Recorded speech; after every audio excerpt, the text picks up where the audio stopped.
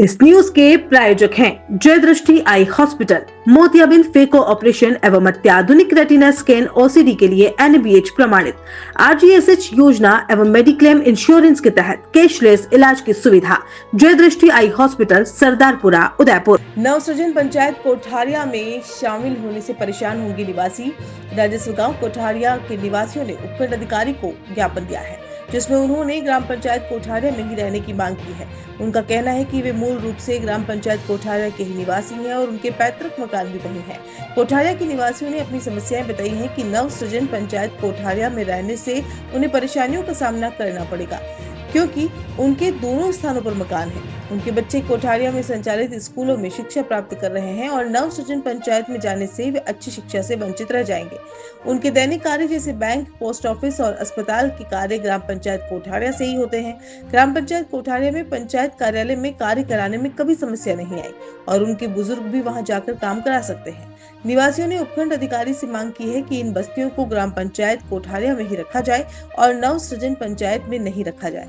वे चाहते हैं कि उन्हें अपने मूल ग्राम पंचायत में ही रहने दिया जाए, जिससे उन्हें किसी प्रकार की परेशानी ना हो।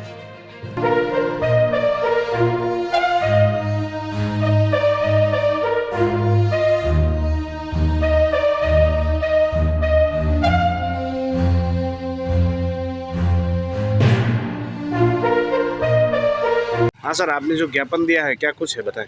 वो सबकी मांग है कि वो कोठारिया से जो पैतृक गांव है इनका, ये राजस्व गांव कोठारिया चक और बी है, बाकी ये जितने भी निवासी है वो मूल रूप से कोठारिया के निवासी है।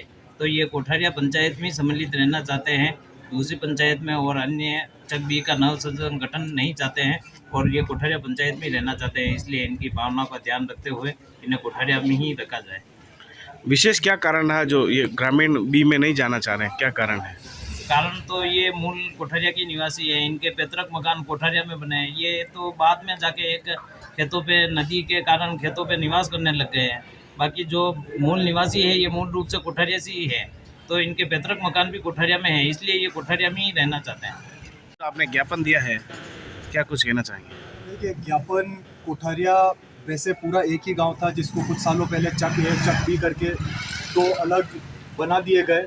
चक बी वाले भी कोठारिया के ही निवासी हैं जैसे चक ए वाले हैं, और वो हमेशा से रहे हैं। अब सिर्फ नदी के सामने आ जाने से इनको एक अलग पंचायत में डाला जा रहा है, जो गलत है। और दूसरी बात मैं कहना चाहूँगा कि जो सरकारी तकलीफ़ें आती है ये पुराने ज़माने से चली आ रही है, वो भी अभी आ रही है। जैसे हिंदुस्तान पाकिस्तान का बंटवारा हुआ था तो जो लाइन खींची गई थी, रेडक्लिफ ने खींची थी, वो अधिकारी अंग्रेज़ था, आया भारत ना, उसने कभी कदम रखा, सीधा आया, लाइन बना के चला गया और डिवाइड कर दिया। आज आप देखो तो कोई सरकारी अधिकारी आता है जो इसने कभी ज़मीन पे रहा नहीं, किसी दूसरी जगह से आता है, आके नक्शा देख के मार्क करके चले जाते हैं कि ये इधर, ये इधर, ये इधर। ऐसे चीज़ें नहीं होती। आपको इतिहास समझना पड़ता है, आपको भूगोल समझना पड़ता है और आपको क्षेत्र की ज़मीनी स्थिति समझनी पड़ती है। तब जाके ये डिसीजन होते हैं कि कौन सा गाँव किस पंचायत में रहेगा, कैसे रहेगा। तो ये बहुत जल्दबाजी में लिए हुए और बिना सोचे समझे डिसीजंस होते हैं। आज उसके खिलाफ हमने ये ज्ञापन दिया है कि जो कोठारिया चक बी को अलग कर दिया गया वो गलत है और उसे कोठारिया में ही रखा जाए। आपने जो ज्ञापन दिया है, वो गांव को दो पंचायत बनने, जो कोठारिया दो बनने जा रही पंचायत, उस संबंध में आप क्या कुछ कहना चाहेंगे? कोठारिया चक बी पंचायत में नवगठित कर रहे हैं, उसके विरोध में हम कोठारिया चक बी में सम्मिलित नहीं होना चाहिए। हम पैतृक गाँव हमारा कोठारिया अ ही है, ये अ और ब ये अभी राजस्व गाँव डाले हैं। बाकी कोठारिया तो हमारा ये और मूल गाँव कोठारिया ही है। और ब पंचायत बनती है, हमारे जो गरीब तबके और मजदूर वर्ग के जो बच्चे हैं वो RT के तहत जो निजी स्कूलों में फ्री पढ़ रहे हैं 25%, उनका जो भविष्य है वो अंधकारमय हो जाएगा और वो बच्चे शिक्षा से वंचित हो जाएंगे और न किसी प्राइवेट स्कूल में पढ़ सकते हैं। और हमारे जो पंचायत का कोई भी कार्य है तो बुजुर्ग और महिलाएं ही करते हैं, और ब का अगर बनेगा तो फिर वहाँ पर महिलाओं को जाना और बुजुर्ग व्यक्तियों को जाना दुर्लभ होगा और हमारे जो रोज़मर्रा के काम हैं वो रहने से होते हैं, तो इसलिए ये वंचित होंगे। RK Property Consultants. All you need to know: Udaipur UIT Convert, STO, Rico Convert Plots, Agriculture Land available in Udaipur. बनाइए आशियाना हमारे साथ, जियो जिंदगी अपनों के साथ।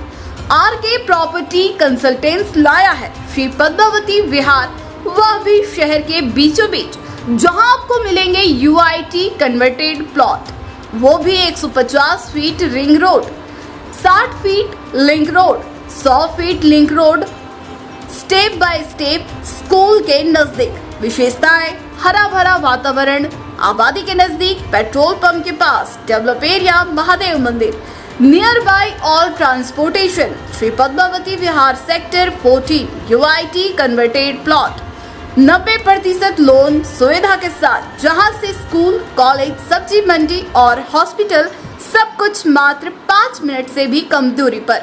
हाथों हाथ रजिस्ट्री। तो आज ही प्लॉट और मकान बुक करवाइए। पहले आए पहले पाए। Visit for more information RK property consultant, star tower, B side, hotel Aakriti, Sanjay Vihar, Titardi, Banswara, Salumbar road, Udaipur. Mobile number 9992993027, 8742801244।